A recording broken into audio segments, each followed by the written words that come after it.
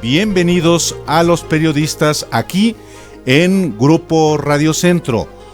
Hoy es jueves 15 de agosto y le damos la bienvenida cuando son las 18 horas en punto. Bienvenidos a los periodistas, este espacio, usted lo sabe, en el que hay abundante información y análisis sobre los asuntos de interés público. Me da mucho gusto darle la bienvenida también a Alejandro Páez Varela, mi colega y amigo aquí en Los Periodistas. Buenas tardes, Alejandro. Buenísimas, Álvaro. Y buenas tardes a usted que nos escucha a bordo de su automóvil, en su casa, en su trabajo, y también a los que están ya conectados en Facebook, en YouTube, que son bastantitos a esta hora. Gracias por estar ahí. Recuerde que siempre puede vernos. No hay mucho que mostrar, Álvaro, pero puede vernos si quieren. No, sí, hay algo. Puede vernos en Facebook y en YouTube, en las cuentas oficiales de Grupo Radio Centro. Y es un día cargado, interesante, Álvaro. Sin más, vamos a la portada de mañana. Vamos a la portada de mañana. Bueno, fíjate que la Fiscalía General de la República se alista para formular cargos contra 2 estrechos colaboradores de Rosario Robles por el desvío de más de 5,000 millones de pesos. Emilio Cebadúa González, el ex oficial mayor, y Ramón Sosamontes Herrera Moro, jefe de la oficina de la ex secretaria de Sedesol y Sedatu. Y siguiendo con este culebrón, la situación jurídica de Rosario Robles puede cambiar abruptamente si la Fiscalía la vincula ya en directo con la desaparición de los recursos, y no solo por el ejercicio indebido del servicio público. Según exfuncionarios de la Auditoría Superior de la Federación, ella fue debidamente informada que se estaba desarrollando una trama de corrupción y la dejó correr. Hace unos minutos, la defensa de Rosario Robles anunció que presentará una queja ante el Consejo de la Judicatura Federal contra el juez Felipe de Jesús Delgadillo Padierna por haber dictado a la exsecretaria la prisión preventiva justificada con base en razonamientos políticos y personales. Pero la historia está todavía un poco más profunda. Así es. Resulta que Dolores Padierna ha confirmado hace también, ¿qué será? Unos 15 minutos, 20 minutos, que efectivamente el juez, óigalo bien, es su sobrino. Pero también dijo que es un funcionario honesto que llegó a su cargo con méritos o por méritos propios.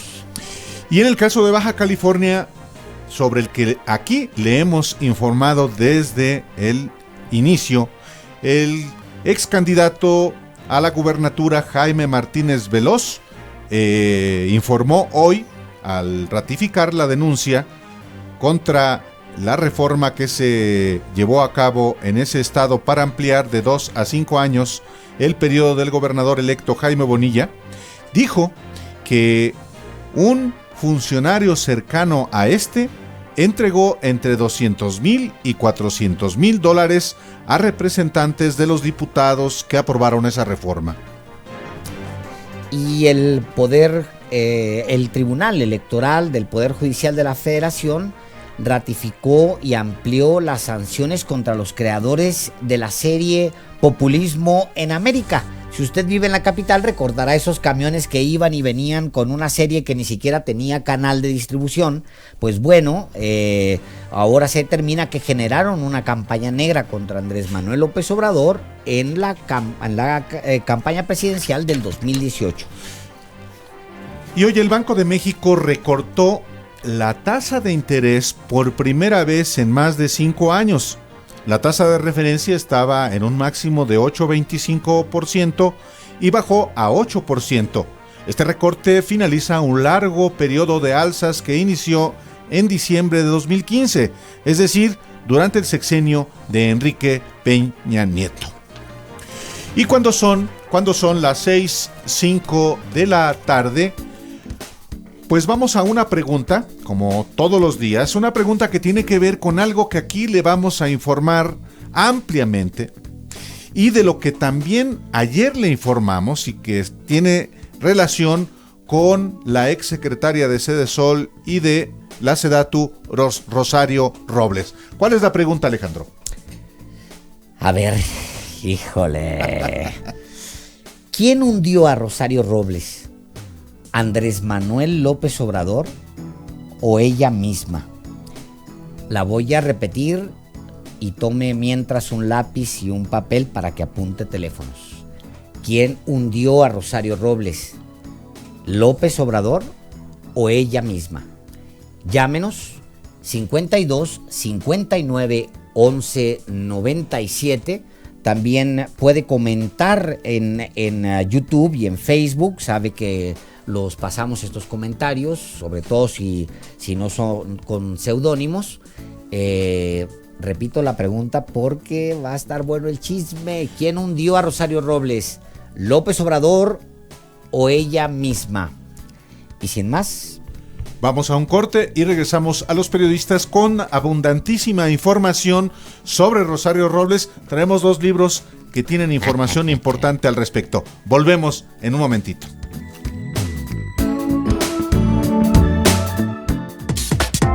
Escríbales al Twitter @PáezVarela y @Álvaro_Delgado. Los periodistas.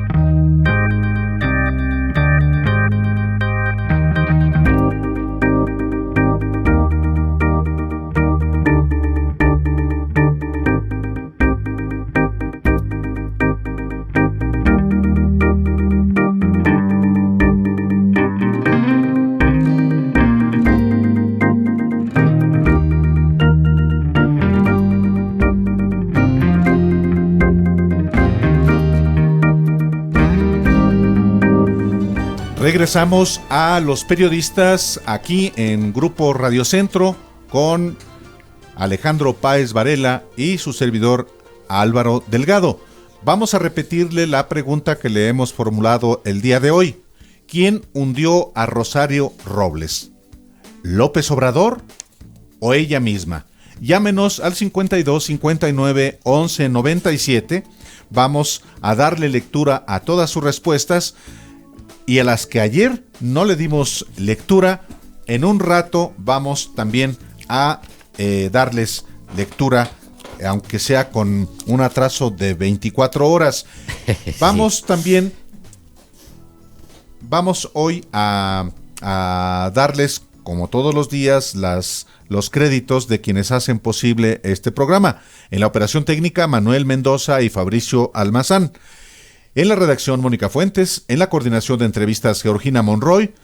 Nuestras compañeras telefonistas, Alejandra Ávila y Socorro García. Y nuestro productor, Ángel Arellano.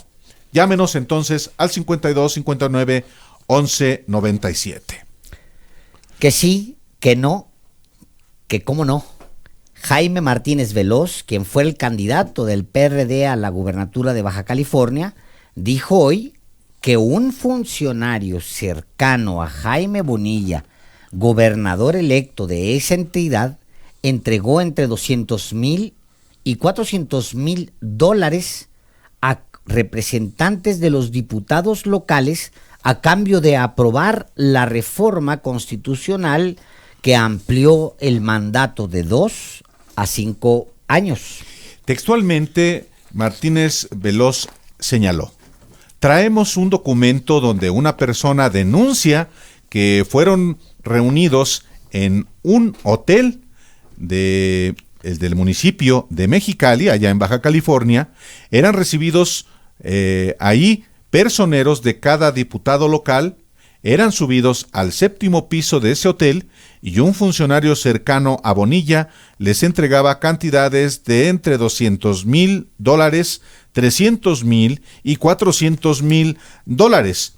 Y al respecto, tenemos en la línea telefónica a Jaime Martínez Veloz, quien fue candidato a la gubernatura de Baja California y antes lo fue aliado político en Morena del propio Jaime Bonilla. Jaime Martínez Veloz, bienvenido a Los Periodistas una vez más. Buenas tardes.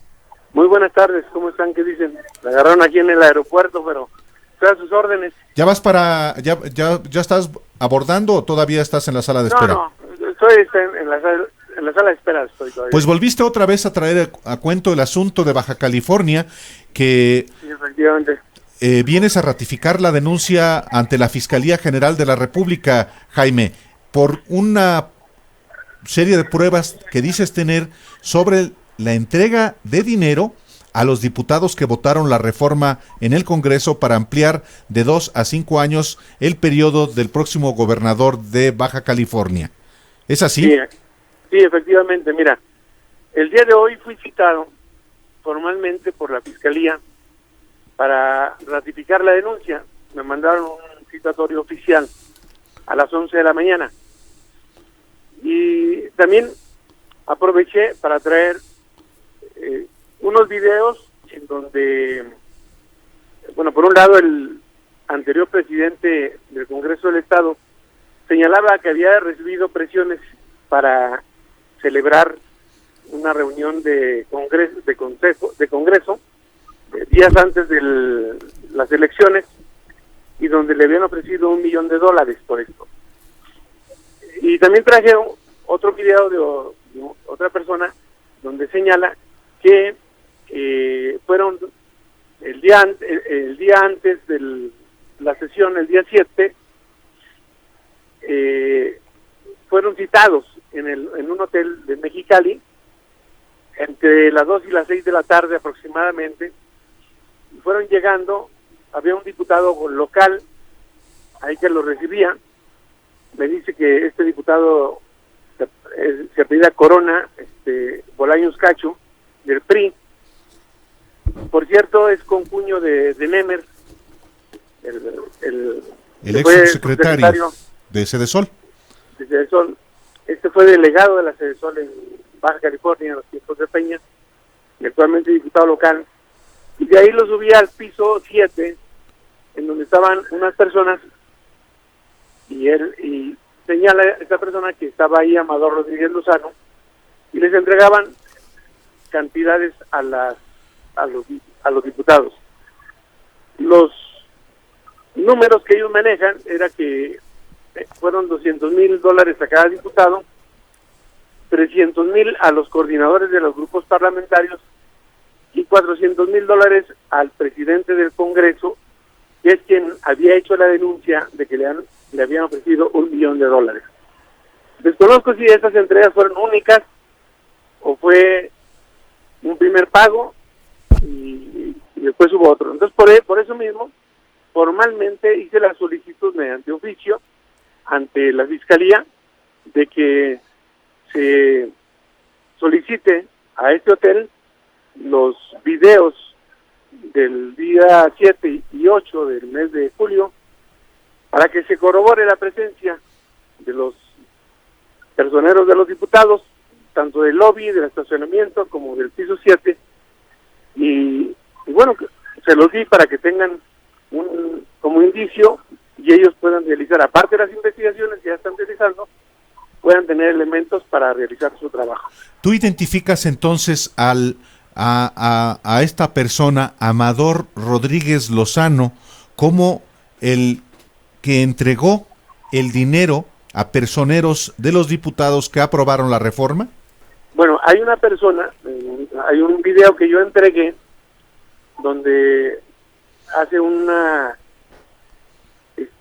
intervención en donde señala que hay un testigo que vio a Amador Rodríguez Lozano como la persona que estaba haciendo la entrega del dinero. Había varias personas, pero él reconoció a esta persona. Y yo así lo hago saber, pues, que hay esto. Y curiosamente, el presidente del Congreso está desaparecido desde ese día. O sea, al día siguiente hubo la votación y después de ese día no se ha vuelto a saber absolutamente nada de él.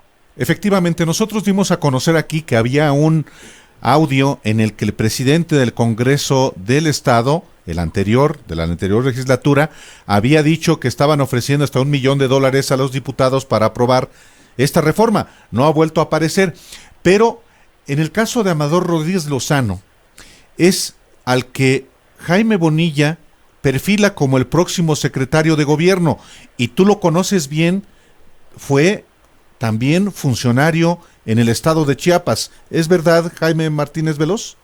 Es verdad, incluso todavía, yo no sé si sigue siendo o no, fue director del Instituto de Administración Pública de Chiapas, fue procurador, ministerio en ese tiempo se llamaba Ministerio de la Procuraduría. ¿De qué gobierno? Del gobierno de Sabines. De Jaime Sabines. De Juan Sabines. De Juan Sabines, sí. Después trabajó en las cuestiones electorales apoyando al gobernador Velasco. Sí, y aparecía todavía hasta hace quizá 2 meses como director del Instituto de Administración Pública de Chiapas. Él es de Tijuana, bien conocido, sí. pero él, bueno, se involucró en esta dinámica que a mí me parece que es una aventura. Mi diferencia fundamental con Bonilla fueron dos. Sí. Una, de que este tema no pasaba porque afectaba la Constitución y afectaba la gobernabilidad. Sí. Él me dijo que los abogados que tenía eran muy buenos, pero este no es un tema de abogados, es un tema del Estado, y no es un tema de andar comprando gente para trastocar un aspecto tan delicado como es la gobernabilidad del país. Y el otro tema fue el de la desaladora de Rosarito, en donde, siendo Bonilla funcionario norteamericano durante 12 años en el distrito de agua de Otay, diseñó y planeó la construcción de una desalinizadora que va a tener un costo, cuando menos para el erario de Baja California, de 76,000 millones de pesos, en donde el gobierno de Baja California garantiza la viabilidad financiera, poniendo como garantía todos los ingresos de los organismos operadores de agua, el impuesto sobre nómina y una parte de las participaciones federales. Así es. Esto lo diseñó Bonilla siendo director del Distrito de Agua en Otay y hoy quiere regentearlo como gobernador. Tengo las minutas de todas las sesiones porque en el Distrito de Otay hay un área específica para la construcción de la desalinizadora de Rosarito. Correcto. Entonces, y por otro lado también tenemos otro tema que me parece interesante plantearte. Él le dieron su certificado de nacionalidad mexicana en el año 2012. Sí. En forma muy rara. Suponiendo sin conceder que el certificado haya tenido derecho a él, nosotros no lo estamos cuestionando. Lo que sí se plantea con toda claridad en el certificado de que él renuncia a toda su misión y trato con un gobierno extranjero, principalmente de Estados Unidos, así dice el texto del certificado de nacionalidad. Claro. Y resulta que él se siguió registrando como candidato al Distrito de Agua de Otay, siendo ya diputado federal aquí por el PT México, incluso siendo presidente de Morena. Tú puedes entrar a los portales del gobierno de Estados Unidos y él aparece como candidato. Y obtuvimos nosotros los registros en donde él semestralmente, del 2012 al 2016, se registra como candidato, en donde establece incluso las aportaciones privadas que recibe su comité porque allá el cargo se elige, claro, no se nombra, se elige por votación de los electores. Pues, entonces, ante la Secretaría de Relaciones Exteriores, hemos nosotros solicitado la nulidad, la anulación del certificado, debido a la violación que ha hecho de la propia ley de nacionalidad mexicana, señor Bonilla. Ok. Oiga, don Jaime, pues yo creo que la clave está en los videos, ojalá y los consigan, porque si consiguen los videos donde hay una cola de diputados recibiendo su chayo, pues no creo que, man. No creo Digo, no, que haya cola, pero sí tampoco creo, pero entre sí, las 2 y las 6 de la tarde. Claro, pero sí va a haber la cola en por lo menos en los estacionamientos, ¿no? Ándale. O a la entrada del hotel. En fin, Exacto. Pues muchísimas gracias por tomarnos la llamada, don Jaime Martínez Veloz, ex candidato a gobernador por Baja California. Gracias por estar aquí en Los Periodistas nuevamente. Un abrazo a ustedes. Gracias, Jaime. Buenas tardes. Igual para allá. Bye bye. Y vamos a un corte y vamos a regresar con información sobre Rosario Robles, información muy relevante. Volvemos. Escríbales al Twitter @PáezVarela y @Álvaro_Delgado. Los Periodistas.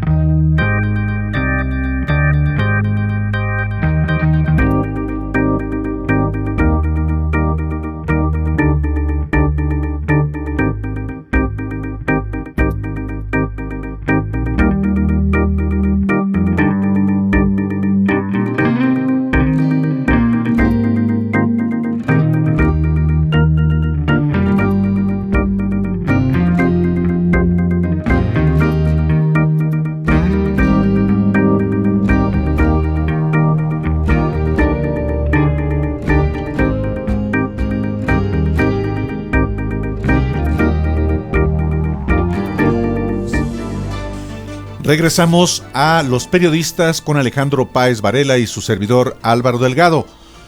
Recuerde la pregunta que aquí le hemos formulado el día de hoy. ¿Quién hundió a Rosario Robles?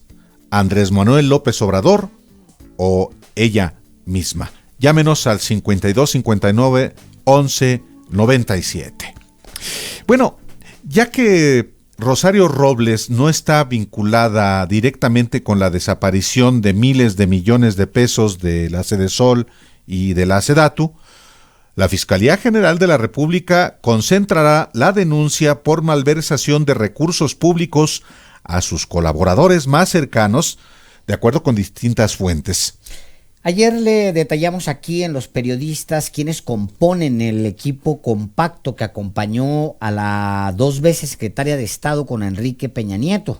Le dijimos que dado que Rosario Robles no está imputada hasta el momento por desvío de recursos públicos, sus subalternos podrían ser directamente vinculados como los operadores de lo que la Auditoría Superior de la Federación considera un desfalco organizado y continuado por años. Los primeros que aparecen como operadores de Rosario Robles son Ramón Sosamontes y Emilio Cebadúa. De acuerdo con el periódico Reforma y con fuentes que nosotros mismos hemos consultado, la Fiscalía General de la República los vincula con la desaparición de más de 900 millones de pesos en las 2 carpetas abiertas contra Rosario Robles. Sosamontes y Cebadúa han buscado la protección contra su posible arresto por medio del amparo. El juez de control, el polémico ahora Felipe de Jesús Delgadillo Padierna, concedió que se dieran a conocer todos los casos por los que se imputa a la exsecretaria de Sedesol y Sedatu y las personas justamente relacionadas e investigadas en estos casos. El fiscal federal Mario Bulmaro Fonseca Barrera le respondió al juez que en la primera carpeta están señalados Emilio Cebadúa y Ramón Sosamontes por los 353 millones de pesos que Sedesol entregó a Radio y Televisión de Hidalgo, y en la segunda carpeta se les vincula por otro pago de 601 millones de pesos realizado también a Radio y Televisión de Hidalgo.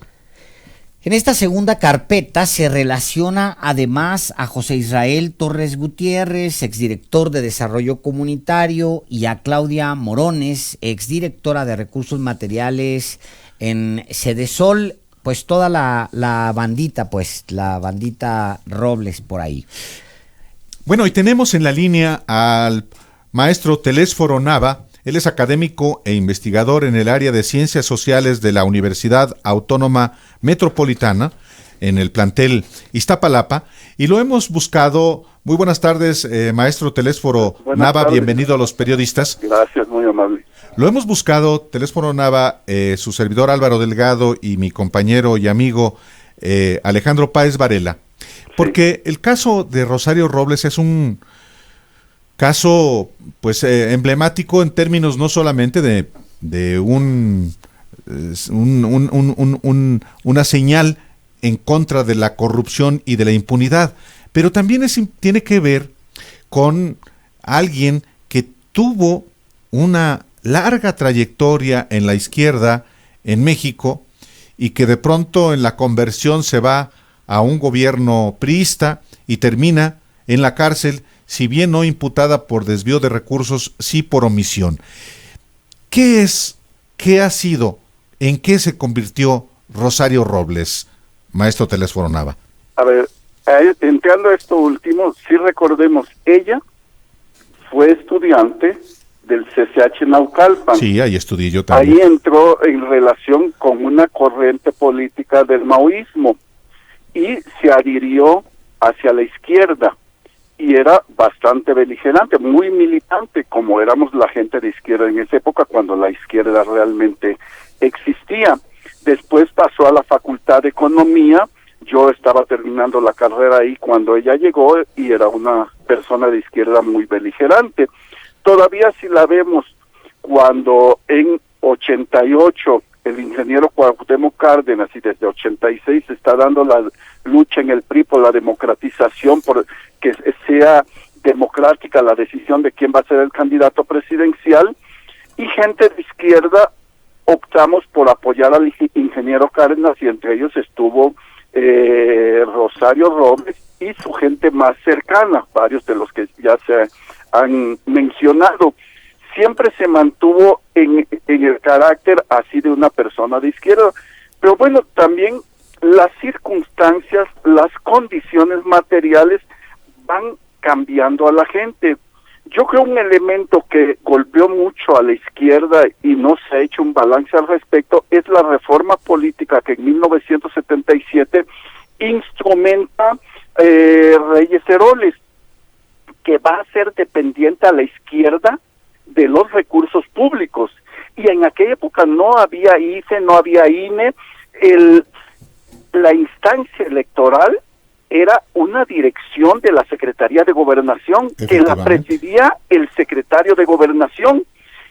Ya se podrán imaginar cómo manipulaban, por ejemplo, no entregando la partida de la quincena o del mes, 2, 3 quincenas, y el partido, la organización política, ya depende de todos sus recursos, sus empleados profesionales, etcétera, etcétera, y los van presionando para tomar ciertas decisiones políticas.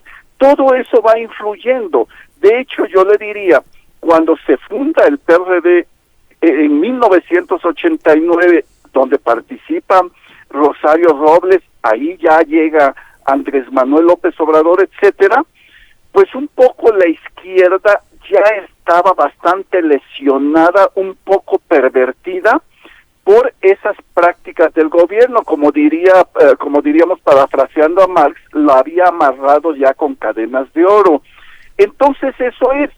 Luego, pues también las circunstancias, no estoy yo en ningún momento justificando, siempre trato de entender las luchas en el PRD, que fueron luchas no políticas, eran luchas para disputarse los puestos políticos del aparato del partido, como los de elección popular. Y pues ahí sean los chuchos, los bejaranos, los amalios, los rosarios, etcétera, etcétera, se daban con todo para quedarse con los puestos. Entonces, ¿hasta dónde realmente ya era una lucha política? Eso era muy limitado. Todo eso va creando una situación que hace cambiar a las personas. Bueno, vimos a Bejarano retacando su portafolio y sus bolsas con fajos de dólares. Esa es una situación que se lleva adelante. Y cuando finalmente ella se sale del PRD, que se siente, yo creo, bastante abandonada, bastante huérfana, y se ha vuelto una política profesional. Eso es una de las cosas que se hizo en el PRD. Los que venían del PRI eran políticos profesionales, y dentro del sistema, los que llegaron de la izquierda, algunos de ellos siguieron esa ruta de ser políticos profesionales y empezar a hacer una carrera electorera. Y en esa dinámica entró Rosario, como entraron muchos más. Así es. Lo que usted... Al salir del PRD, adelante. Se tiende a irse hacia las fuerzas del PRI. Recordemos, Peña Nieto está de gobernador, se pega a él, le dan un programa en el canal del Estado de México y ella más o menos busca reflotar y lo asesora en cuestiones de la mujer, de género, etcétera, etcétera, y vemos, la incluyen en el gabinete. Y bueno, todo el mundo sabemos que los del PRI, por nada más mencionar a ellos, lo mismo podríamos hablar del PAN, del PRD, y también lo vamos a ver en Morena, son bandas. El claro. PRI, el PAN, el PRD, son bandas bastante delincuenciales, ¿eh? A ver, usted lo que quiere decir es que moralmente Rosario abandona la lucha y moralmente se corrompe. Sí. Eso es lo que pasa con Rosario en los siguientes años, y esa es la razón por la que se acerca con un grupo que además ha combatido toda su vida. O sea, el PRI, ella pues su justificación frente a la política, a la vida, a la historia, su justificación, su propia existencia era ir contra el PRI. Sí. Y luego termina doblada a los pies además del peor PRI. Exactamente, de la peor escoria. Es decir, se corrompe. Completamente, para entrar al PRI, como entrar al PAN, como ahora también el PRD, es ser corruptos, es aceptar las prácticas corruptas que se hacen en el poder. Y obviamente Rosario pasó a ser parte de una banda delincuencial que llegó al poder para saquear al país, y que el capi de tutti los capos es el señor Peña Nieto, y que se dedicaron a robar escandalosamente. El juicio a Rosario, que sin duda está embarrada hasta el tuétano en eso, debe de ser un juicio a todo este grupo delincuencial. Claro. La pregunta es, ¿por sí. qué el fiscal general, por qué el gobierno de López Obrador no apunta a eso? ¿Por qué no lo hace? ¿Por qué? ¿Usted qué piensa? ¿Por qué? Mire, yo tengo una hipótesis y no es nueva. A fines de julio yo envié un artículo que me pidieron de una revista en California, y ya viendo todas las declaraciones que estaba haciendo López Obrador, yo intuía una cosa y lo anoté. López Obrador hizo un pacto de impunidad con Peña Nieto para que le permitieran llegar al poder, y él se compromete a que no los va a tocar. Y haber tocado a Rosario Robles, sí, qué distancia entre una y otra. A Rosario Robles no rompe, no da señales de que ese pacto de impunidad se está rompiendo. Esa es la gran interrogante. Hay algunos que mencionan en estos días, diferentes analistas titulares en los diarios, que pareciera ser que ese pacto de impunidad se está rompiendo. Yo no lo creo. ¿Qué tendría que pasar para que se rompiera? Agarrar a uno de los verdaderos jefes. ¿Quiénes son los verdaderos jefes? Peña Nieto. ¿Más arriba no hay? Peña Nieto, Osorio Chong. Ajá. Empresarios. Porque hay empresarios. ¿Quiénes? ¿Cómo que quiénes? hicieron los negocios. Ahí tenemos en este momento, va el nombre de el segundo más rico del país, dueño de minas por todo el país. Bueno, el dueño del ITAM, del Palacio de Hierro, se refiere seguramente a Alberto Valleres. Valleres, y hay otro más. ¿Y no ve usted ahí en esa su lista de verdaderos jefes de Rosario Robles a Carlos Salinas de Gortari? Claro, ese es el jefe. Pero de la sería gran ir banda. demasiado arriba, Telésforo, para demostrar que se rompe con un pacto de impunidad. Pero sería ir de inmediato con los del anterior gobierno. Ajá. ¿Por qué no se va sobre Peña Nieto? Bueno, puede ser que el asunto se está encaminando hacia allá. Quizá el caso de Rosario es un primer paso para después continuar con alguien como Peña, porque todos los asuntos que están en curso, me refiero a la detención del abogado Juan Collado, al fugitivo Emilio Lozoya, y ahora Rosario, pues conducen a Enrique Peña Nieto. Sí, pero hay que ver. Ajá. Hay que ver si realmente lo van a hacer, porque también recordemos que se pueden hacer cintas. ¿Por qué a Lozoya no lo han detenido? Por favor, sabemos cómo opera esto. Si la Fiscalía General tenía determinado que iba a ir sobre él, oigan, por favor, de antemano, antes de decir nada, lo tienen vigilado. Lo vigilan las 24 horas del día para ver cómo se mueve, vigilan sus cuentas bancarias, vigilan todas las formas que puede mover dinero al exterior. ¿Por qué no lo hicieron? Sí. ¿Por qué no lo hicieron? Claro, sí suena como a tonto o a complicidad el que no lo hayan estado vigilando y que se les haya escapado un personaje de ese tamaño, Telésforo. Pero ¿no le parece que se está construyendo una especie de caso para ir contra, pues más arribita, como dice usted, y alcanzar al verdadero personaje del sexenio anterior, que es Enrique Peña Nieto? Sí, puede ser, esa es una hipótesis. y muy fundada, ¿eh? Correcto. Es una buena hipótesis, pero también recordemos que la gente que gobierna, la del poder, cuando tiene problemas en su forma de gobernar, que sus políticas no dan resultados, dan golpes espectaculares Claro, para distraer a la gente. Esa puede ser otra hipótesis. claro. Y va a ser tan espectacular como le permita distraer a la gente. Eso habrá que ver. Pues muchísimas gracias, Telésforo Nava, por estar aquí en Los Periodistas. Pues hay muchísimo que conversar. Qué bueno que nos Mucho. pudo tomar la llamada y lo estaremos consultando en estos Claro, días cuando guste. en su especialidad, que es la izquierda mexicana. ¿Cómo no? Gracias Sí, por gracias estar a aquí. ustedes, muy amables. Hasta luego, Telesforo. Muy buenas tardes. Buenas tardes. Vamos a ir a un corte y regresamos a Los Periodistas con más información sobre Rosario Robles y su red de complicidades.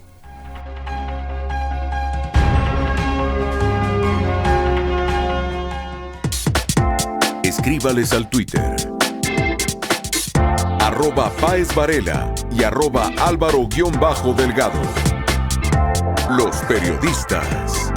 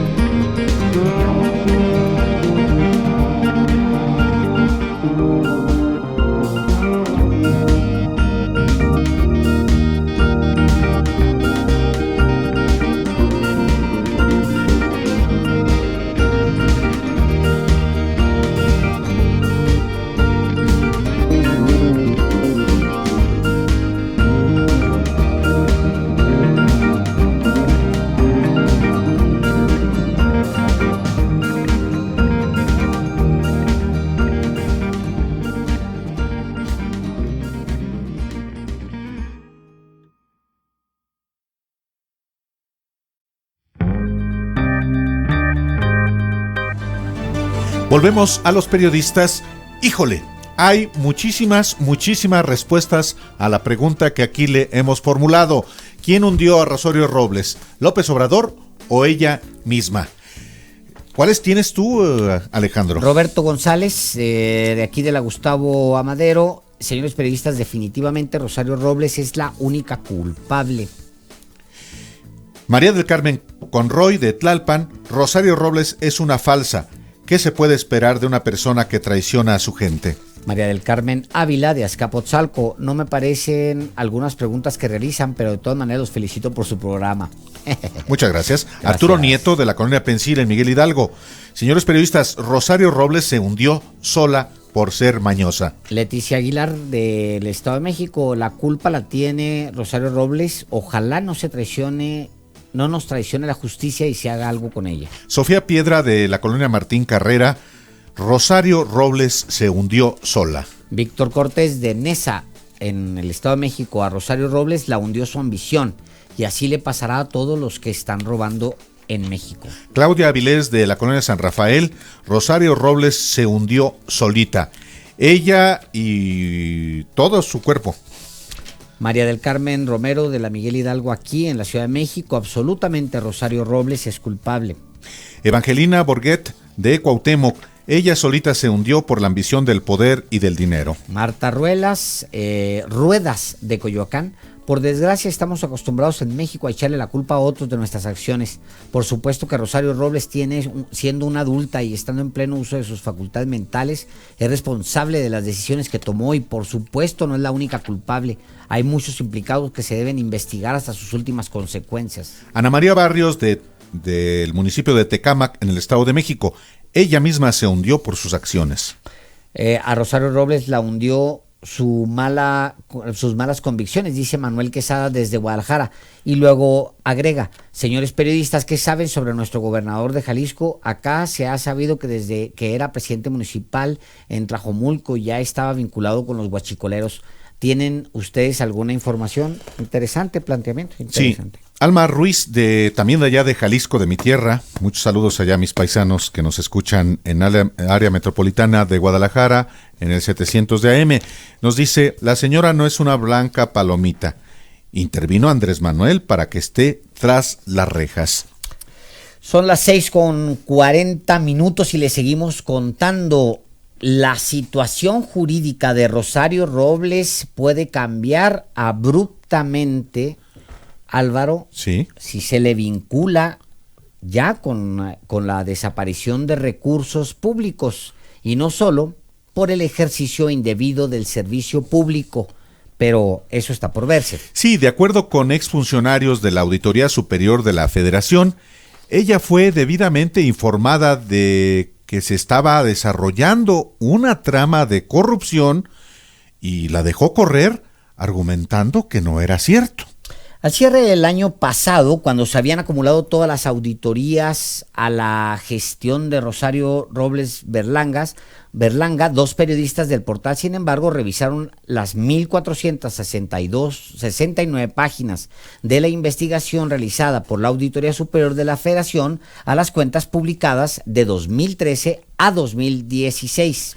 Documentos en mano, las periodistas Dulce Olvera y Daniela Barragán del portal digital, sin embargo, encontraron más de 11,224 millones de pesos de posibles daños al erario, tanto en Sedesol como en Sedatu. La defensa de Rosario Robles Berlanga dice que ningún documento relacionado con el mal uso del dinero público está la firma de la exsecretaria, ojo.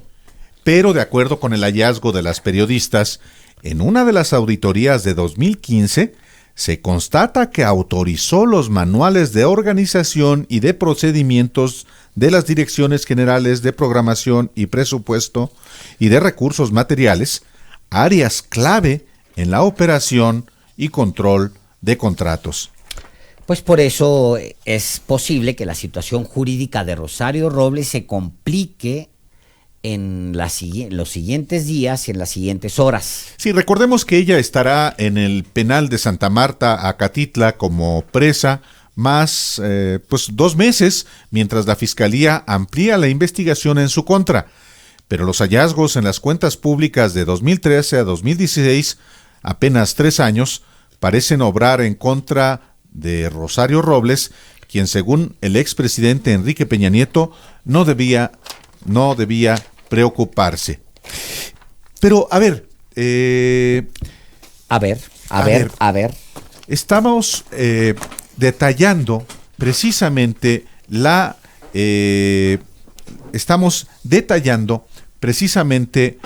intervención de Rosario Robles en esta trama que efectivamente todavía la Fiscalía le imputa una responsabilidad en el desvío de los recursos. Uh-huh. Hay que recordar que la acusación es solamente por omisión, por no informar a su superior inmediato, en este caso al presidente de la República, Enrique Peña Nieto, de esos desvíos. Pero hoy sale un asunto que complica todavía más esta ecuación.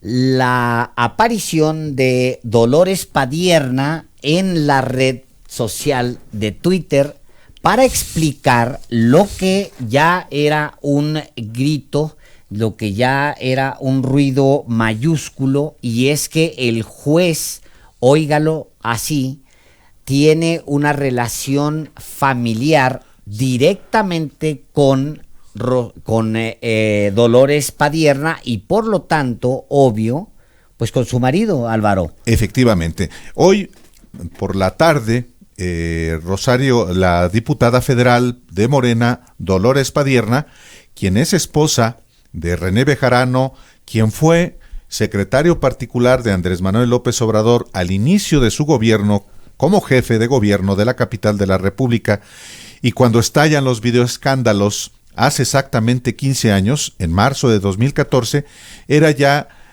asambleísta de la Ciudad de México. Hoy, Dolores Padierna aclara algo que ya había venido circulando en términos mediáticos, y es que el juez de control que ordenó la prisión preventiva de Rosario Robles es su sobrino. Felipe de Jesús Delgadillo Padierna es el juez, y efectivamente es sobrino. Dice ella en una serie de tweets que difunde esta tarde con respecto a las versiones periodísticas relacionadas con el juez Felipe de Jesús Delgadillo Padierna: aclaro que él es hijo de mi hermana Guadalupe, que los casos que le han correspondido atender le han sido asignados al azar, dice. Y luego trata de defender también la honorabilidad del funcionario. Sí, dice, es honesto. Es un funcionario honesto quien llegó a su cargo por méritos propios, tiene una carrera limpia y, como se ha demostrado en otros casos, no recibe ni acepta consignas. Él únicamente es un juez de vinculación a proceso, pero, y subrayo esto, pero no le corresponde juzgar ni sentenciar a los imputados, dice la diputada Dolores Padierna. Pero como sea, está ya complicado el caso. Vamos a que quién sabe qué es ahí. Efectivamente. Lo que hay allá. A ver, vamos a eso. Sí, vamos con David Santiago, nuestro compañero reportero, porque va a abordar un caso que es muy, muy relevante también. Adelante, David Santiago, muy buenas tardes. Muy buenas tardes, Álvaro, Alejandro, un saludo para el auditorio. El caso de la menor que presuntamente fue violada por policías en Azcapotzalco se vio afectado por diversas filtraciones a algunos medios de comunicación. La primera filtración que se dio a conocer por parte de algunos reporteros a través de sus redes sociales o a medios impresos fue algunos elementos contenidos en la denuncia que presentó la joven de 17 años el pasado 3 de agosto, con los cuales este caso fue visto a nivel nacional 3 días después de los hechos, y bueno, esto dio pie a la investigación por parte de la Fiscalía de Delitos Sexuales de la Procuraduría Capitalina y también un proceso que llevó la Secretaría de Seguridad Ciudadana. Otro de los datos filtrados y dados a conocer en algunos medios es la información personal de la víctima, es decir, nombre completo, domicilio e incluso algunos elementos contenidos en la carpeta de investigación. La semana pasada, el vocero de la Procuraduría Capitalina, Ulises Lara, informó que estas filtraciones fueron un factor para que la familia no continuara con el proceso de denuncia. Ayer se dio a conocer un video de domicilios particulares donde se observa la llegada de diversas patrullas al lugar donde la joven señaló que fue violada por 4 uniformados. El jefe de la Policía Capitalina, Jesús Horta, señaló que este material no desestima la declaración de la víctima, pero tampoco exime a los policías de alguna responsabilidad. Resaltó que será la Procuraduría Capitalina quien concluya con esta investigación con base en las pruebas aportadas por la Secretaría de Seguridad Ciudadana.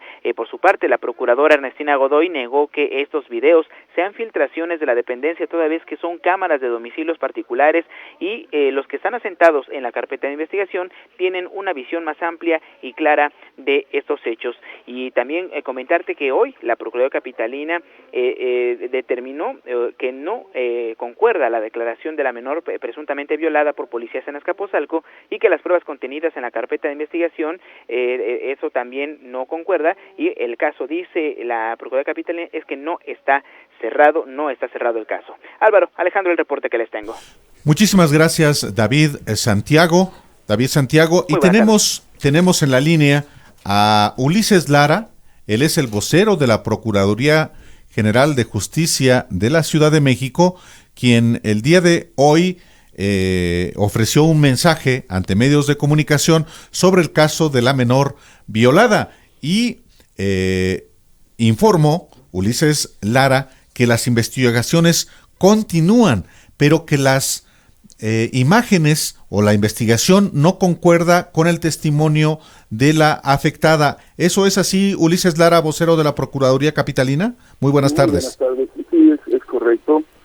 La investigación lo que ha arrojado es que no coinciden varios de los elementos que señaló la joven respecto a la forma en que sucedieron los hechos. Y por ello hemos insistido y protegido mucho la identidad y el trabajo de la joven y de su familia, insistiendo en que los elementos que nos proporcionan han tenido esta situación de no coincidencia y que seguramente puede haber otros que ayuden a esclarecer los hechos y encontrar con los responsables.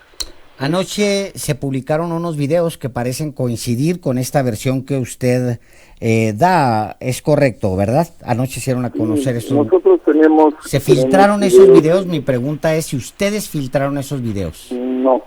¿De dónde salieron esos videos? Porque esos videos son importantes. No seguro que sean particulares, son de privados. Ajá, que coinciden plenamente con lo que usted afirmó hoy en la conferencia, Ulises. Es correcto, pero tenemos otros videos que nos dan esos mismos elementos y que nosotros habíamos estado dando en el sentido general la información, lo habíamos señalado ya hace 3 días. Ajá. Que no había los elementos de coincidencia suficientes para imputar directamente a ellos. Porque y hoy con esta, se lo pregunto, lo estamos señalando con toda claridad. Ulises, se lo pregunto, discúlpeme que lo interrumpa. Este caso se complica por una filtración, una primera filtración. Se dan a conocer datos personales de la señorita que acusa a policías de la Ciudad de México de haber sido violada por ellos. Se difunden estos datos, Ulises Ruiz, vocero de la Procuraduría de la Capital, y eso complica toda la situación. Anoche se vuelven a difundir, antes de que usted aparezca en una conferencia el día de hoy, se vuelven a difundir otros videos filtrados en los que se sustenta, se entiende que la niña nunca fue tocada por policías, es decir, una segunda filtración para sustentar la versión que ustedes dan después en una conferencia, Ulises Lara. Lara, por favor, sí. Sí, Lara. Lara, no tengo nada que ver con eso. Quisiera decir con toda claridad que sobre la primera parte de la filtración de los datos personales de la joven, se inició un procedimiento por parte de la Procuraduría. Eso fue lo que en efecto motivó en primera instancia que luego de haberse realizado los estudios periciales inmediatos, como fue el trabajo de auscultación médica, de toma de muestras y la parte biológica y psicológica, también se llevó a cabo la investigación de campo, en donde se recolectaron las imágenes en video y testimonios, entre otros elementos. Entonces, ustedes no filtraron... Cuando salimos antier, cuando dimos la primera conferencia antier, señalamos con claridad que estos datos no nos daban la plena coincidencia para poder imputar a alguien en específico, eso lo dijimos antes.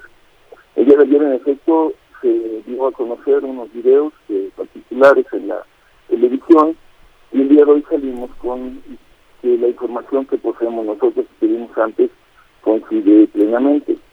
Le quiero decir a ustedes, auditorio, que nosotros hemos partido en principio de creer y confiar en lo que la víctima nos ha señalado, y lo que nuestra tarea fue con toda claridad tratar de generar los elementos de prueba para poder indiciar a quien fuera responsable. Sí, esa Ulises, fue la tarea. En las investigaciones de campo que ustedes mencionan, donde agregan entrevistas, donde agregan grabaciones de radio, vehículos oficiales y llamadas telefónicas, ustedes agregan también videos. Es correcto. Esos videos que se difundieron anoche, que fueron filtrados a una televisora, ustedes no los tienen agregados, por supuesto, en estas investigaciones, porque de otra manera habrían salido de ustedes. ¿O los agregaron hoy en la mañana? Tenemos nosotros videos desde antes, como les digo, no solamente hay videos de particulares, hay videos de... Pero estos videos en particular que difundió anoche la televisora, ¿usted los tiene dentro de las investigaciones de campo que se presentaron el día de hoy en su conferencia? Mire, eso de la integración de la carpeta, como se le señalé también, junto con las demás pruebas, son cuestiones que están integradas de manera debida para que se puedan contener y presentarse como pruebas ante el juez. Sí. Y hay una cadena de custodia. Sí. Miren cuántas son de estas.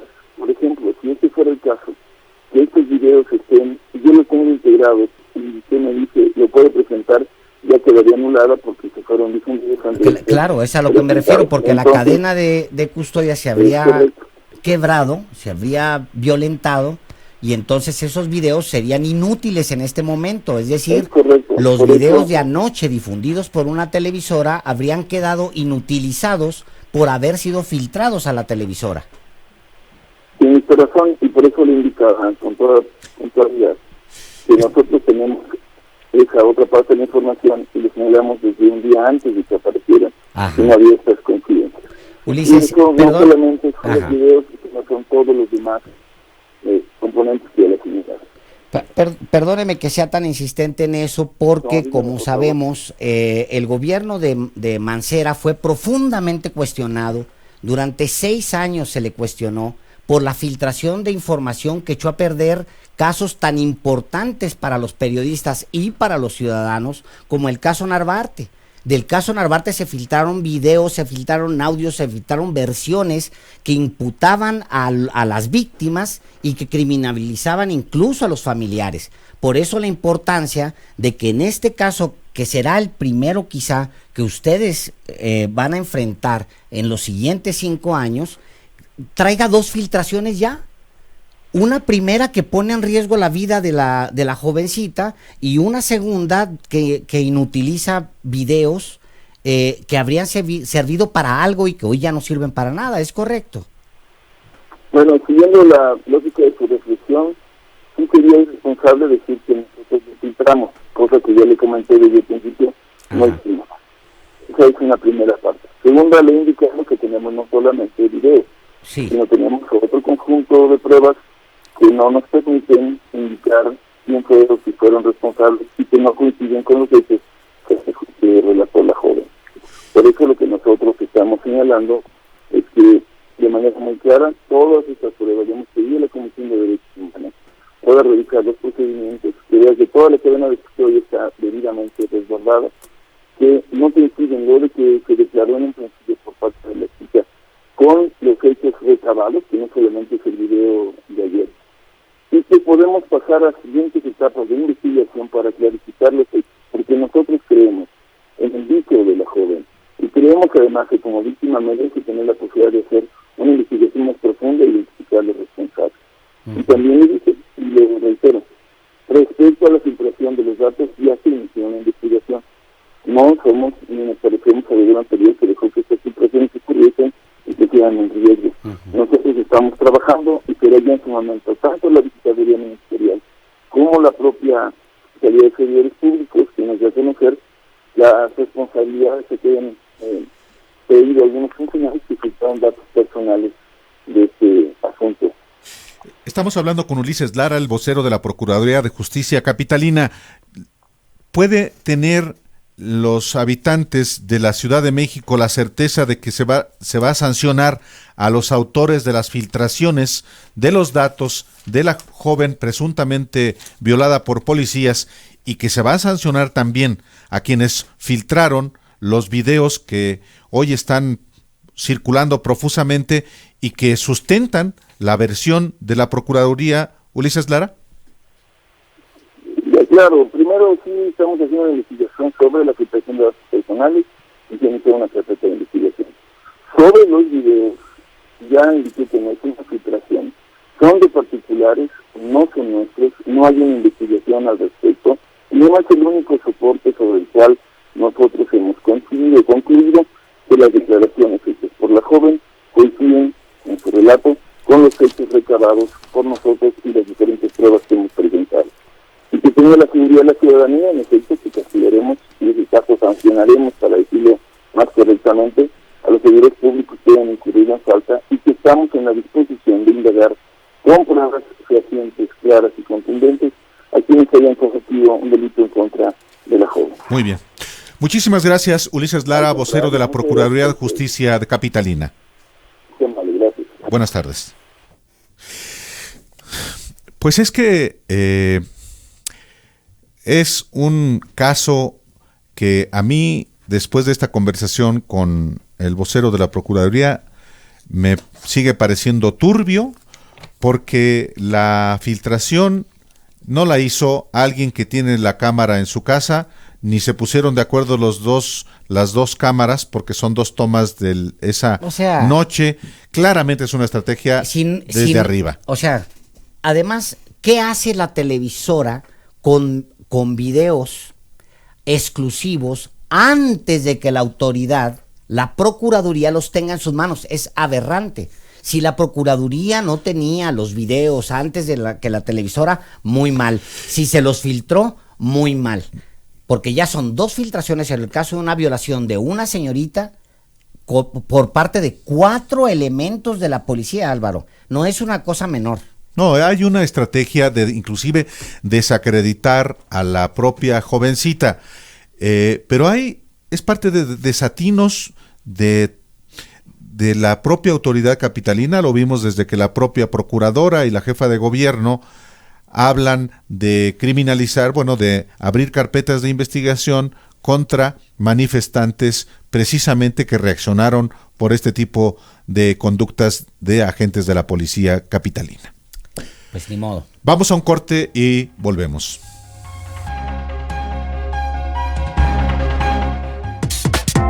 Escríbales al Twitter @PáezVarela y @Álvaro_Delgado. Los periodistas.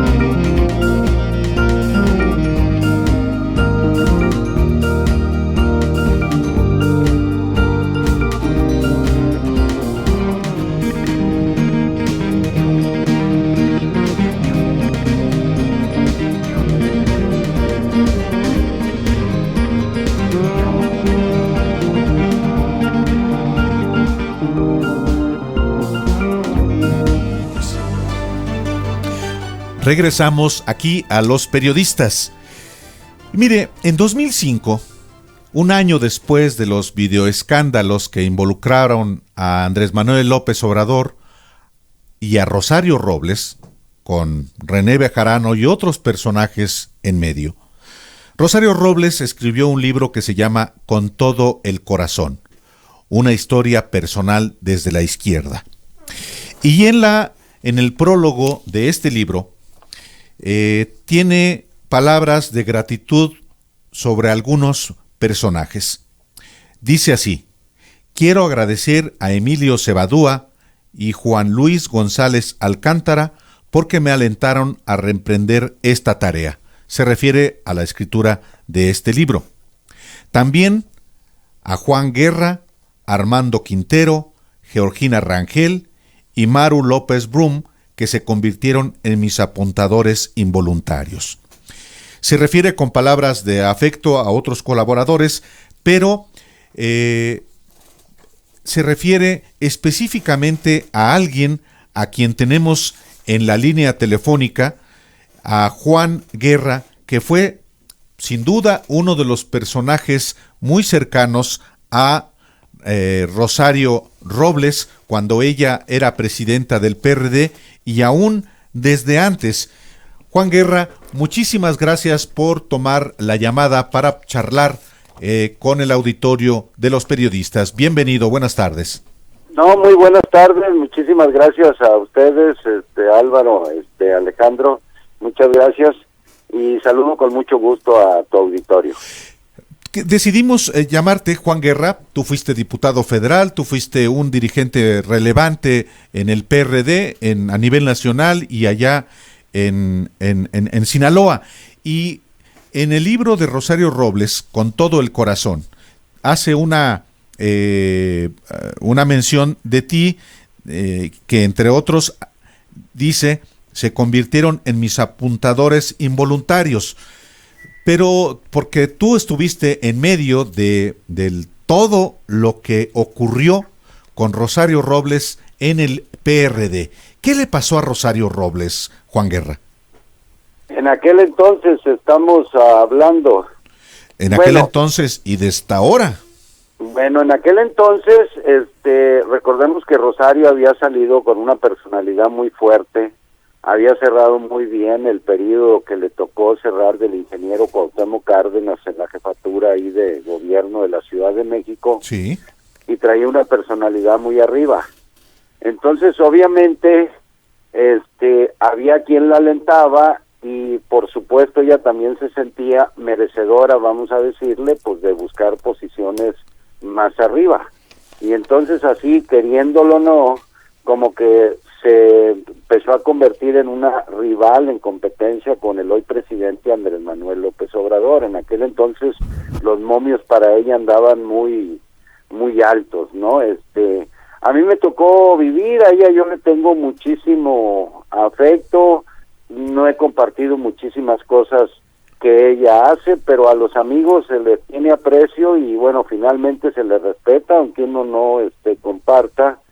Y creo que eso fue un factor también detonante en aquel entonces, ¿no?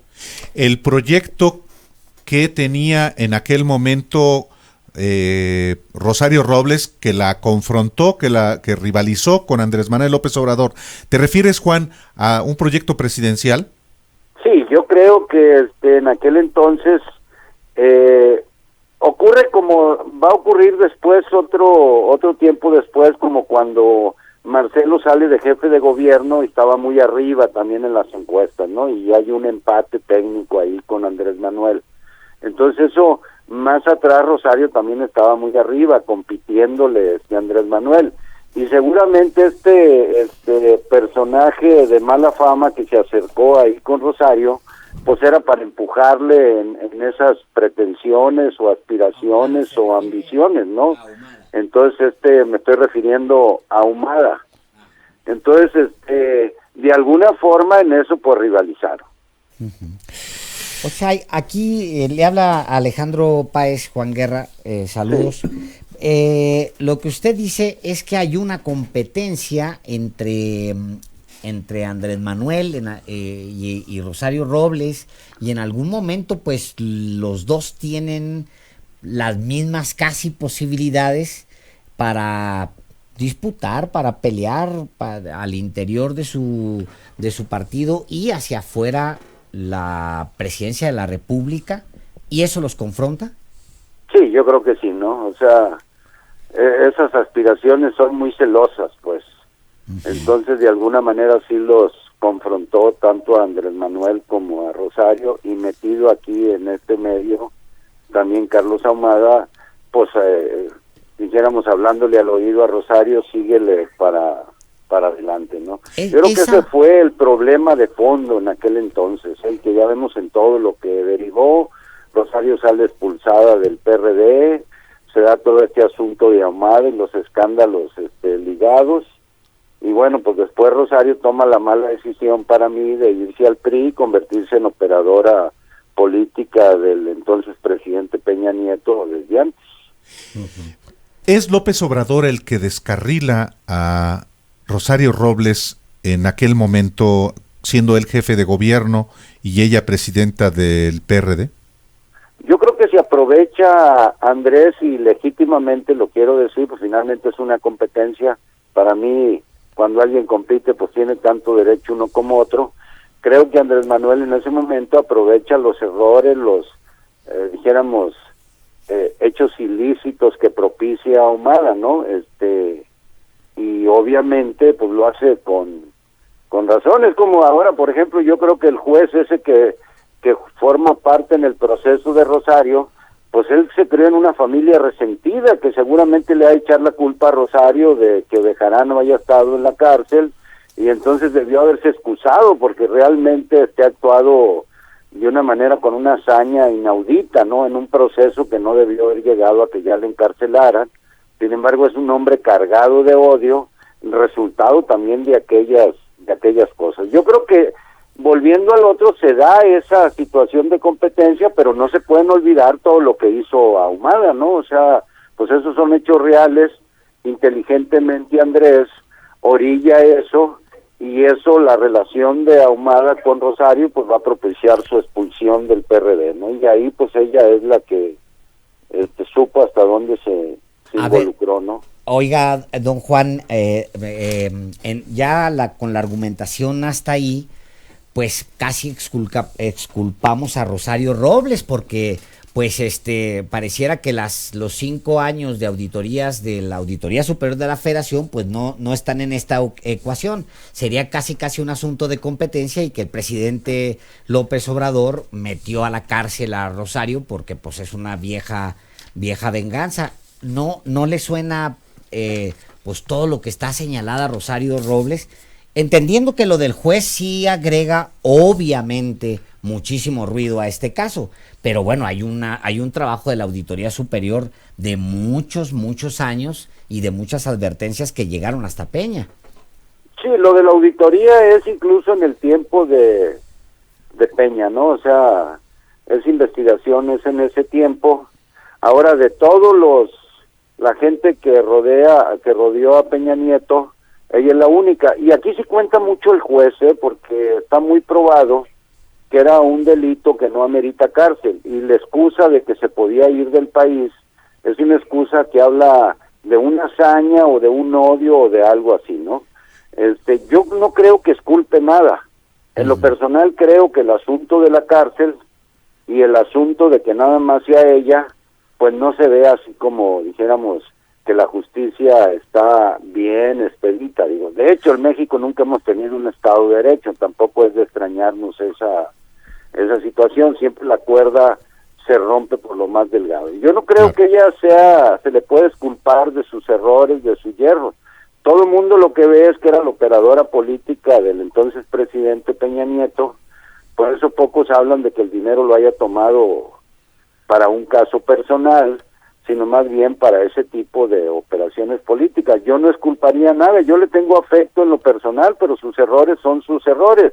Ahora, cuando me preguntan cómo era en aquel entonces, yo creo que en aquel entonces, y estamos hablando de tiempo pasado, sí hubo una rivalidad ahí, donde evidentemente se ve como que Rosario se le quiere atravesar. Es más, lo escribe de alguna manera recientemente hoy Epigmenio Ibarra, pero él lo ve como una traición que se le hubiera atravesado. No, Claro. lo escribe Rosario Lo Robles. lo de escribe hecho. la propia Rosario Robles. Ella Estamos lo- hablando, claro. estamos hablando con Juan Guerra, fue un dirigente prominente del PRD muy cercano a Rosario Robles y ha aceptado hablar aquí en Los Periodistas. Es difícil hablar con gente que estuvo en el entorno de Rosario Robles, y por eso pues es muy relevante que tú, Juan Guerra, hayas aceptado hablar sobre lo que sobre Rosario Robles en aquel momento cuando ella estaba en un ascenso político muy relevante, y ahora que está presa gracias al fallo de del juez Felipe de Jesús Delgadillo Padierna, que es nada menos que sobrino de Dolores Padierna, la esposa de René Bejarano. Y seguramente que se cargó pues de odio. Yo creo que él no tenía, ese juez se debió haber excusado la objetividad para haber visto el caso. O sea, si de alguna manera su tío político fue detenido, y seguramente en eso le cargaron mucho la responsabilidad, porque quien saca todo ese video es Ahumada, la relación de Ahumada con Rosario, pues es obvio que es un juez formado y cargado de un odio así contra Rosario, ¿no? Entonces yo creo que no tenían la objetividad, y lo digo no porque yo no puedo decir que eso no sea cierto, lo digo porque finalmente es ilícito, no se aplica la prisión preventiva por el tipo de juez que es. Sí, sí. Entonces, sin embargo, o sea, sale muy así como que no te la crees, que te digan, oye, es que el problema, voy a decretar que ya queda recluida porque se puede escapar. O Juan, sea, no tiene claro. lógica ni justicia eso, pues. Oye, Juan Guerra, cuando tú estabas en el entorno de Rosario Robles, ¿tú apoyabas el proyecto presidencial de ella? Mira, la verdad yo veía a Rosario que quizás pudiera repetir, se estaba viendo eso. Yo le veía posibilidades, pero seguía viendo en aquel entonces que Andrés tenía más posibilidades. Como quiera que sea, él estaba como jefe de gobierno y iba cosechando éxitos, ¿no? Entonces yo creo que Andrés estaba en un buen momento, y yo no estaba en la idea de que Rosario fuera a competirle y decir, o sea, nos vamos con Rosario hasta donde tope y no nos interesa. No, si yo le ayudé a Rosario es porque era más frío, más decirle realmente lo que sentía. Nunca me gustó Ahumada, nunca me acerqué a él, nunca busqué ni ser su amigo ni nada, lo vi como una persona interesada que andaba buscando, pues él que quería, pues si podía empujar a Rosario a donde fuera y luego hacer dinero, pues esa era la jugada de él. Entonces nunca me acerqué, y yo no vi que la veía como una personalidad que podía crecer muchísimo en aquel entonces, que probablemente más adelante, pero en ese momento como dirigente del partido que había terminado, no le veía yo todavía las posibilidades para que no fuera, dijéramos, yo creí que Andrés era en ese entonces mucho mejor candidato como jefe de gobierno. Claro. ¿Usted podría considerar, Juan, que el presidente, hoy presidente, que Andrés Manuel, en algún momento le cargara la mano a Rosario simplemente porque era una competidora? No es algo raro ni extraño dentro de la política. Pues digo, están en competencia y los dos son profundamente competitivos.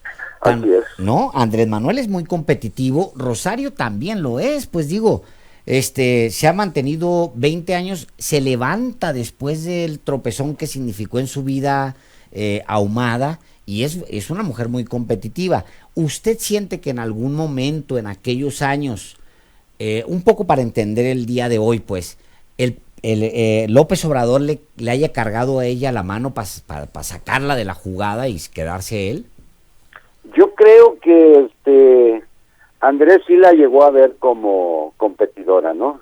Pero yo creo que la cargada de mano más tuvo que ver con todo lo que hacía Ahumada, y creo que está más que justificado, ¿no?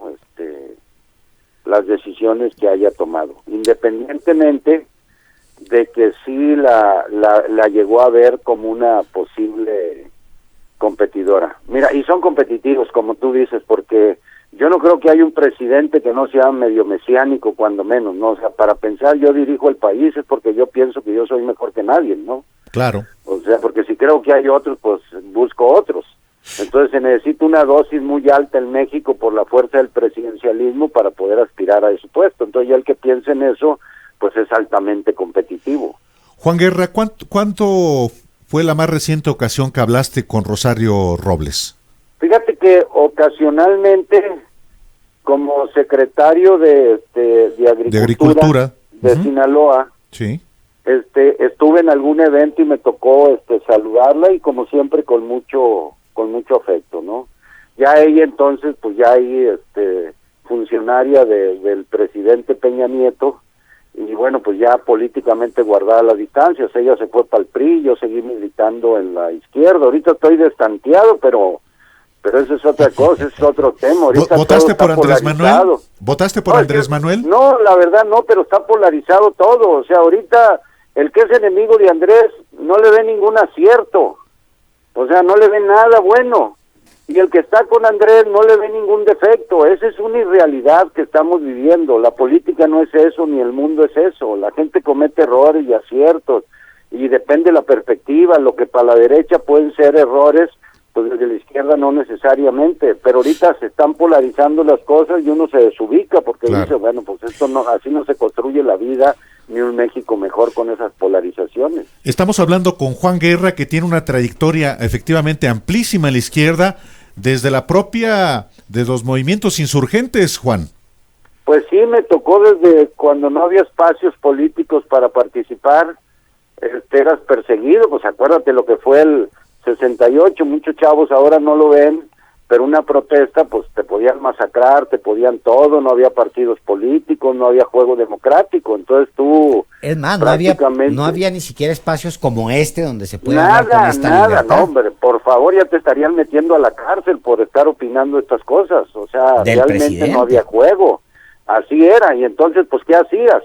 A veces de repente en una protesta te querían detener a la cárcel y ya amaneciste clandestino, teniéndote que esconder, porque si no estarías en la cárcel. Juan, ¿qué le auguras a Rosario Robles? Mira, le veo, la quiero mucho, pero le veo hasta mala suerte. Que le haya tocado el juez ese es incluso hasta ¿Por qué mala es por suerte. sorteo? Precisamente, porque por sorteo les digo que es mala suerte. O sea, es falta de profesionalismo del juez de no haberse excusado, si no tiene la objetividad.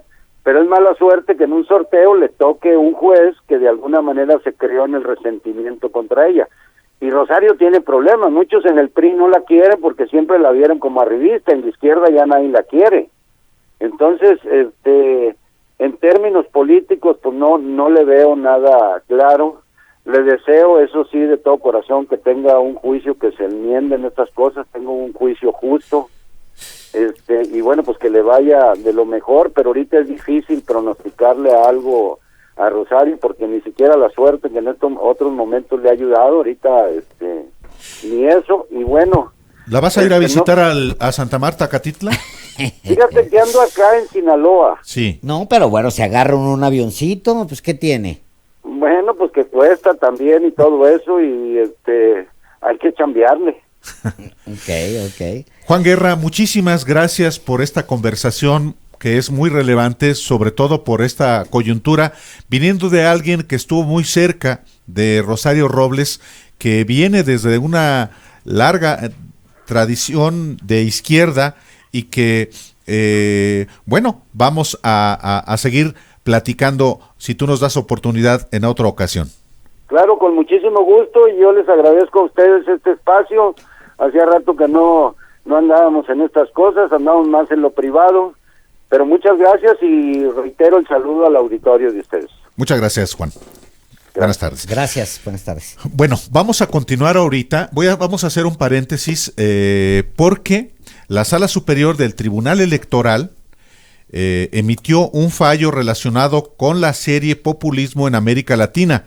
Vamos a ir con nuestra compañera reportera Gabriela Díaz. Muy buenas tardes, Gaby. Adelante con la información.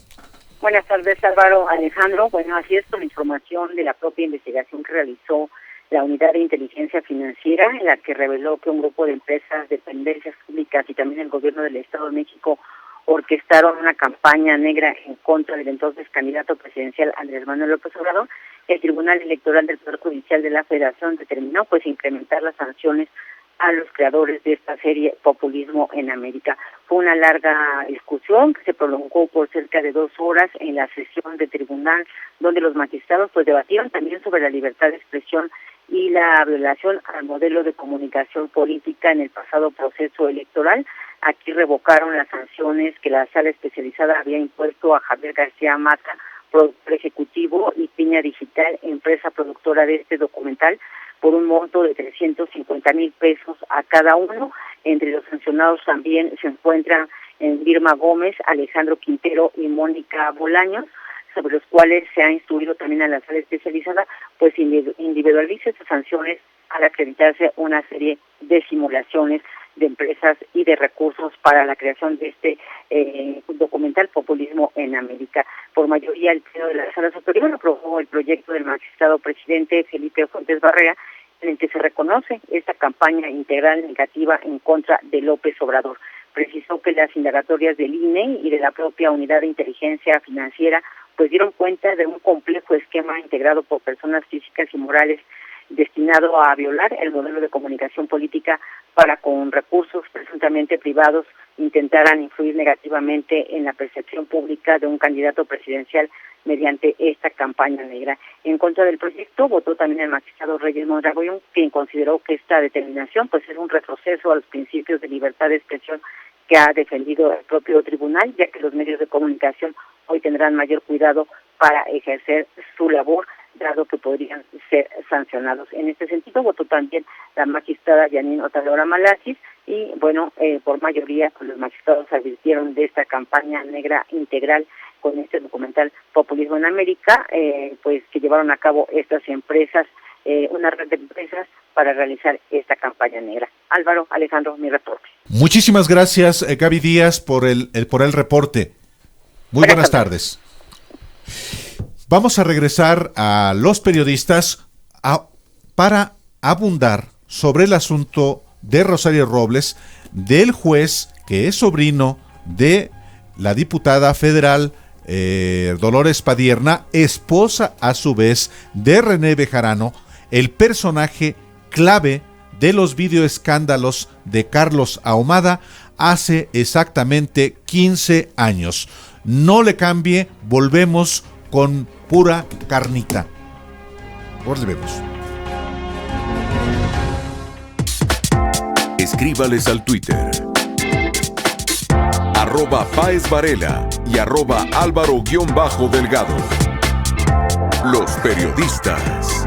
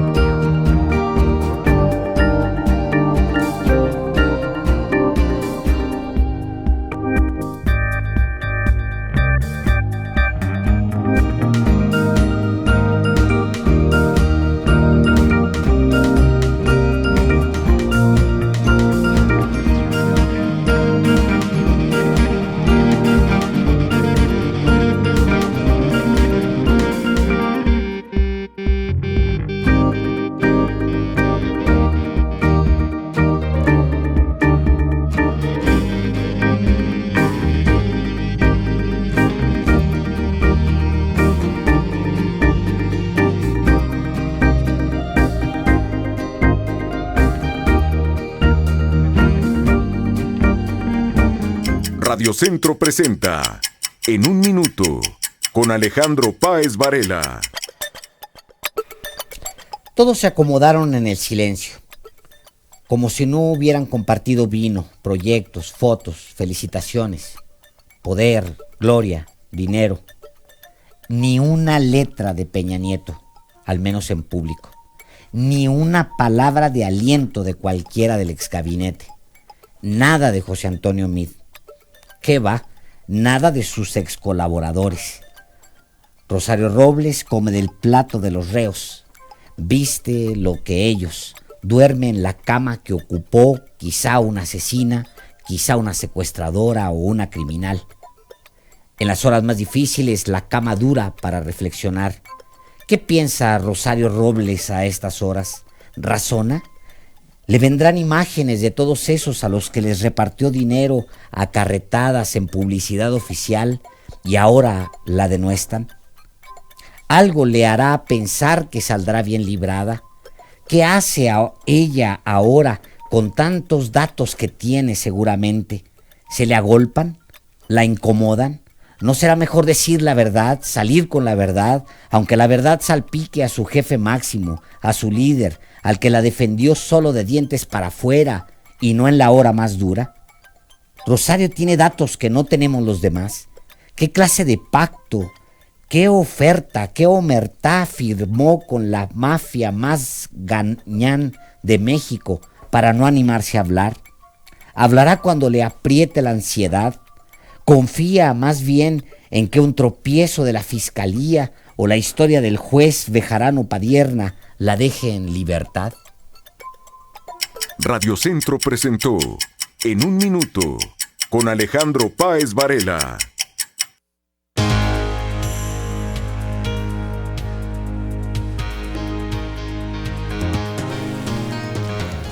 Regresamos a los periodistas y regresamos con el tema de Rosario Robles después de dos conversaciones muy enriquecedoras.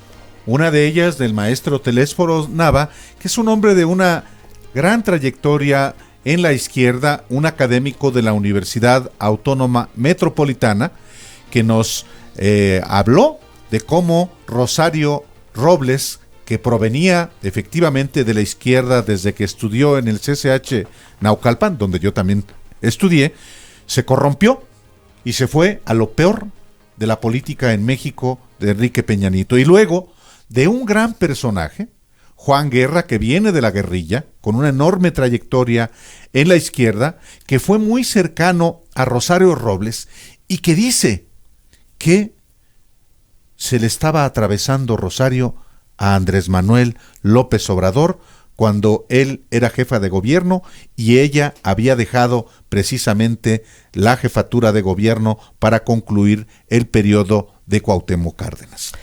Juan Guerra coincide en que son dos personajes muy competitivos, Álvaro. Sí. Su libro, del libro de Rosario, El corazón... Con todo el corazón. Con todo el corazón, y en su capítulo, El corazón late a la izquierda, pues ella habla de distintos momentos de los encuentros con Andrés Manuel. Yo, honestamente, yo siento a Rosario en todos estos capítulos y en gran parte de este libro, que hay que consultar, hay que ver muchas veces porque encuentra uno grandes perlas. Es un libro de hace 14 años. De hace 14 años, pero ella, todo el texto, en todo el libro se victimiza, Álvaro.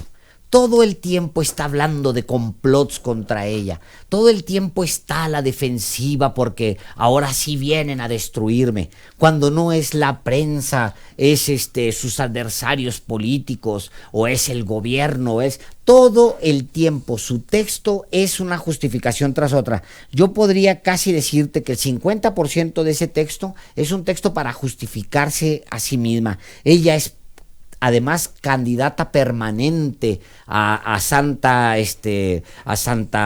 Rosario Robles de La Paz, ¿no? O sea, permanentemente su libro, pero es una gran joya, es un documento muy importante para entenderla. cuando Juan Guerra habla sobre dos personajes competitivos y dos personajes que están buscando al mismo tiempo la presidencia de México, yo creo que vale la pena leer un poco más a Rosario. Y efectivamente, a ver, doy, si me lo permites, Álvaro, lectura. Por favor. Es poquito, de un párrafo largo de Uy, Rosario. es un fragmento delicioso. Escúchelo usted con atención. Escuche esto, que es Rosario Robles en su propia pluma. Todo estaba listo para el nuevo relevo. El 5 de diciembre, Andrés Manuel López Obrador rindió protesta como jefe de gobierno de la Ciudad de México. Yo estaba feliz. Había cumplido con un buen gobierno. Las encuestas así lo denotaban. La empresa Indemerc Harris registró índices de aceptación de 7.4 para Vicente Fox, 6.8 para Ernesto Zedillo, 6.5 para una servidora y 6.4 para López Obrador. La última del periódico Reforma me daba una calificación promedio de 6.6, pero sobre todo lo sentía en el cariño de la gente, en el reconocimiento a la labor que había realizado. Estaba satisfecha, pues dejaba la ciudad en buenas manos. En medio de la algarabía y del discurso del nuevo gobernante capitalino, ni siquiera por un instante, que el hombre ahí parado, con el que había compartido tantas luchas y tareas, estaba decidido a hacerme a un lado del camino, pues me veía como una adversaria. Mucho menos podía pensar que Julio, el marido, con quien había vivido más de 20 años de historias comunes, el padre de mi hija, pronto se iría de nuestro hogar para no regresar jamás. Es un fragmento de Rosario Robles escrito por ella misma en su libro Con todo el corazón, rememorando cómo ese 5 de diciembre de 2000, cuando toma posesión Andrés Manuel López Obrador, estaba feliz y cómo después ella se le atraviesa, como nos dijo aquí también Juan Guerra, porque la veía Andrés Manuel como una rival para la candidatura presidencial en 2006. Pero si te fijas, todo el contenido, Álvaro, de ella es permanentemente, demuestra su gran ambición de poder, sí, por un lado, pero por el otro siempre está victimizándose, revictimizándose.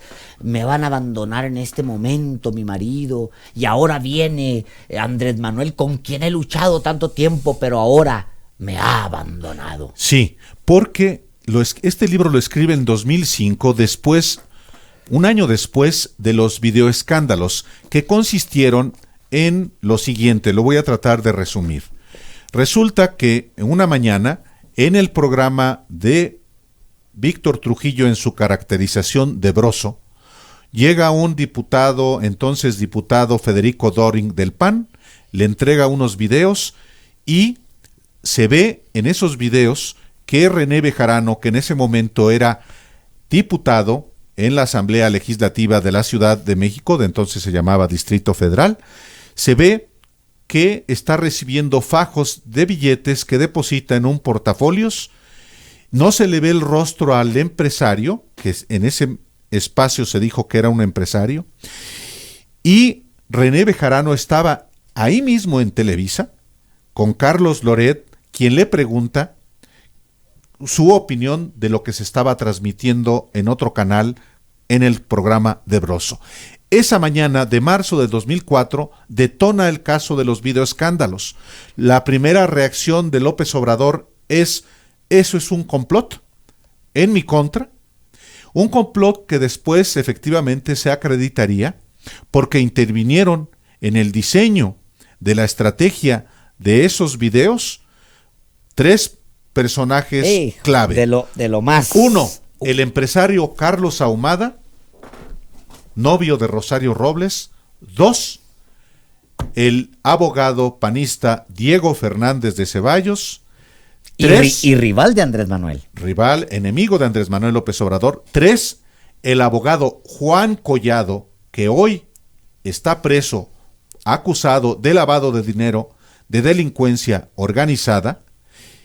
Y 4, Carlos Salinas de Gortari, un personaje que acogió a Rosario Robles y junto con Carlos Ahumada, su pareja en ese momento, los invitó inclusive a su casa, y hay una escena que el propio Carlos Ahumada describe perfectamente en su libro, otro libro que es muy importante leer, Derecho de réplica, de Carlos Ahumada, revelaciones de la más grande pantalla política en México.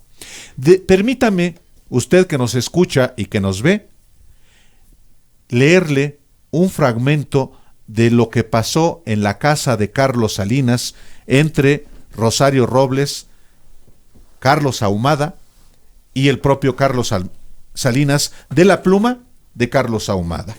Es un capítulo que se llama Rosario Presidenta. En la madrugada, antes de despedirnos, surgió en una de las escenas más impactantes que he visto en mi vida. Carlos Ahumada cuenta que se habían reunido con Carlos Salinas en su casa para hablar de los videos que iban a difundirse. Salinas le mostró su biblioteca a Rosario. Había condecoraciones y fotografías, entre otros recuerdos. Cuando llegamos a la vitrina donde conserva sus bandas presidenciales, Rosario le comentó que debía ser un gran honor y un orgullo portar la banda presidencial.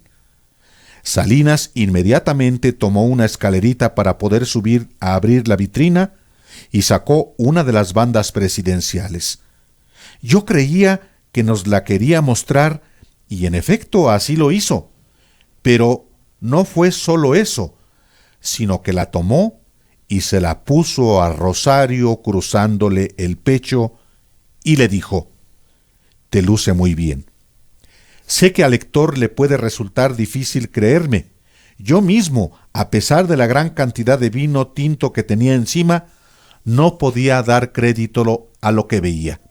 Quedé estupefacto. Me pareció una escena increíble y vergonzosa. Me dio pena ajena». Rosario se quitó la banda presidencial y se la entregó a Adán, quien acababa de entrar en la biblioteca. Conversamos unos minutos más, nos despedimos y nos fuimos. Nos retiramos con las mismas precauciones y como ya estaba cerrado el estacionamiento de Perisur, Adán nos llevó a la casa donde vivía Rosario en ese entonces, Reforma número 9, en San Ángel. Todo esto de la pluma de Carlos Ahumada, hablando de Rosario Robles, presidenta. Vamos a un corte y regresamos.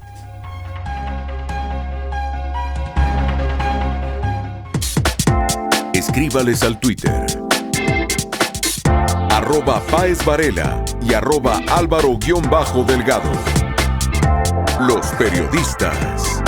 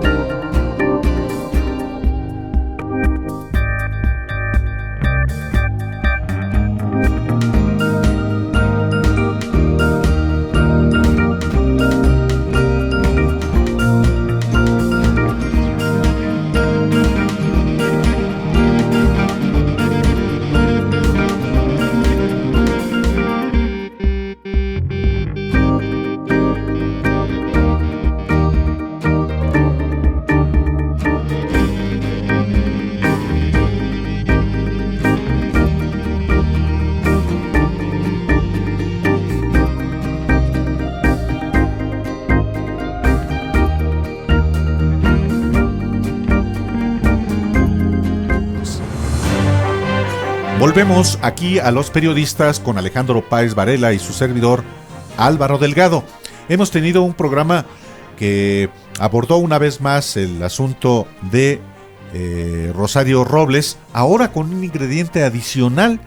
Resulta que el juez que decretó la prisión preventiva resultó ser el sobrino de la diputada federal Dolores Padierna, esposa de René Bejarano, el personaje clave en el escándalo de los videos en los que se ve embolsarse dinero, que por cierto, pasó el tiempo en la cárcel, fue a dar en la cárcel René Bejarano. Claro, por supuesto. Y fue al final exonerado. Claro, sí, eso sí. También es importante darlo a conocer porque porque René Bejarano sí fue juzgado, fue encarcelado, cumplió una pena y al final fue exonerado de los delitos que se le atribuyeron en aquel momento. Sí, ya ni le cree uno al sistema judicial, ¿no? O sea, exonerado, ¿qué es eso? Si lo vimos todos robándose dinero, ahí metiéndose dinero en maletines.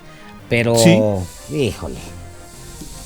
Bueno, vamos a la portada del final de la primera plana de nuestro periódico del día de mañana. ¿Cómo ves? Viene. ¿Qué será? No, pues es Rosario Robles y es Andrés Manuel López Obrador. Los dos, Rosario y AMLO. La gran rivalidad. Y de la rivalidad, posiblemente ¿a qué? ¿Al odio? Son los odios también, ¿no? O sea, aquí no lo dijo también Juan Guerra, alguien que fue muy cercano a Andrés Manuel López Obrador, perdona, a Rosario Robles, de esa rivalidad que había desde entonces, pero que se transformó en odio. Bueno, la propia Rosario lo deja ver en su libro, particularmente en ese fragmento que leíste a nuestros radioescuchas, claramente se ve ese resentimiento. Una cabeza que diga Rosario AMLO, de la rivalidad al odio, con una fotografía de ambos. Pues es una gran portada. Gran portada. Es el tema del día de hoy. Y hoy pues nos vamos a despedir. Mañana los esperamos aquí en Los Periodistas con más información, con más análisis. Muchísimas gracias, Alejandro, por este nuevo programa. Al contrario, muchísimas gracias, Álvaro, y nos vemos mañana viernes. Buenas noches.